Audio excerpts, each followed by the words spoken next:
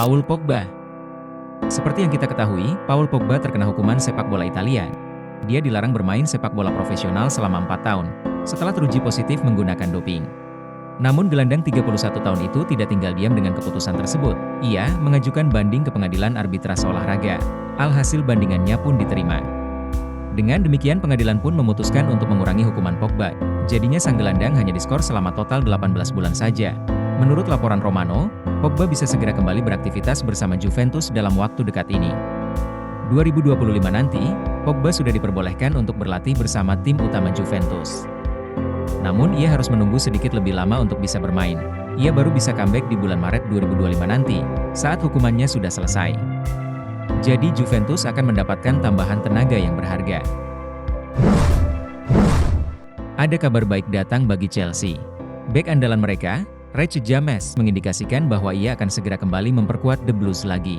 Seperti yang sudah diketahui, beberapa tahun terakhir James punya riwayat cedera yang kurang baik.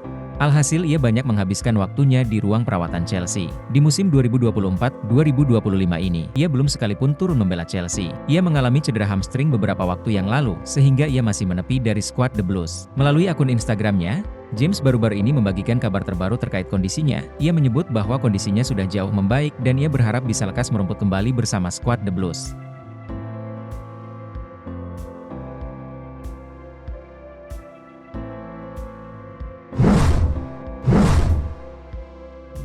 Kabar terbaru Liga 1 datang dari Madura United.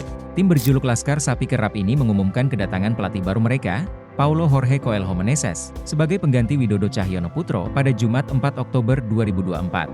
Sebelumnya, Widodo mengundurkan diri dari jabatannya sebagai pelatih kepala Madura United, karena tim asuhannya tidak juga memetik kemenangan dalam 4 laga awal Liga 1 musim 2024-2025 di asuhannya. Madura United bermain imbang sekali dan 3 kekalahan. Selepas kepergiannya, tim ditangani pelatih sementara Rahmat Basuki. Laskar Sapi Kerap juga mendatangkan asisten pelatih yaitu Helder Sarmento dan Thiago Marquez sebagai pelatih fisik.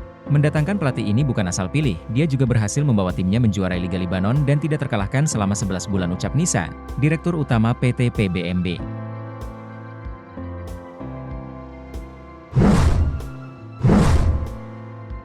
Barcelona dan Juventus dikabarkan tertarik mendatangkan Garnacho dari MU. Namun klub raksasa Liga Inggris itu dianggap tak tertarik melego pemain internasional Argentina tersebut, dan kemungkinan hanya bisa melunak jika mendapat tawaran mahar fantastis dari tim peminat. Melansir laporan Football Transfers, Garnacho sejatinya baru tampil 4 kali sebagai starter di musim kali ini. Walau begitu, perannya yang berkurang di bawah asuhan Ten Hag berbanding terbalik dengan jasanya yang kian dilirik oleh klub-klub top Eropa. Barcelona dan Juventus sebelumnya jadi 2 nama yang dikabarkan berminat merekrut Garnacho. Mereka berniat memanfaatkan situasi setan merah yang terus terpuruk untuk menyelamatkan sang pemain pada bursa transfer musim panas 2025. MU sendiri sebelumnya diperkirakan bakal sulit mempertahankan Garnacho di Old Trafford apabila mereka gagal lagi lolos ke Liga Champions musim depan. Pasalnya, keuangan klub dipastikan bakal berdampak jika 2 kali beruntun absen di Champions League. Terlepas dari waktu bermainnya yang menurun musim ini, Alejandro Garnacho memang dipandang sebagai salah satu aset penting klub. Setan Merah diklaim ingin membangun masa depan skuad yang bertumpu pada pemuda Argentina, serta wonderkid asal Inggris Kobbie Mainoo. Belum lagi kontrak Garnacho masih panjang di Old Trafford. Pesepak bola berusia 20 tahun itu baru menandatangani kesepakatan anyar tahun lalu, yang membuat dia masih terikat masa kerja dengan MU sampai 2028 mendatang. Arsenal berhasil mengalahkan Southampton dengan skor 3-1. Pada pertandingan ke-7 Liga Inggris, awalnya Arsenal tertinggal lebih dulu, namun 2 menit kemudian bisa menyamakan kedudukan lewat gol Havertz. 2 gol lainnya dicetak Martinelli dan Saka. Berkat hasil ini Arsenal berada di posisi ketiga sementara dengan raihan 17 poin. Inter Miami berhasil mengalahkan Toronto FC dengan skor 1-0. Gol kemenangan Inter Miami dicetak oleh El Campana. Real Madrid menaklukkan Villarreal dengan skor 2-0 pada pertandingan ke-9 La Liga. Valverde dan Vinicius Junior masing-masing menyumbang 1 gol yang menjadi pilar kemenangan Real Madrid. Berkat kemenangan ini, Real Madrid berada di posisi kedua dan Villarreal di klasmen ketiga sementara.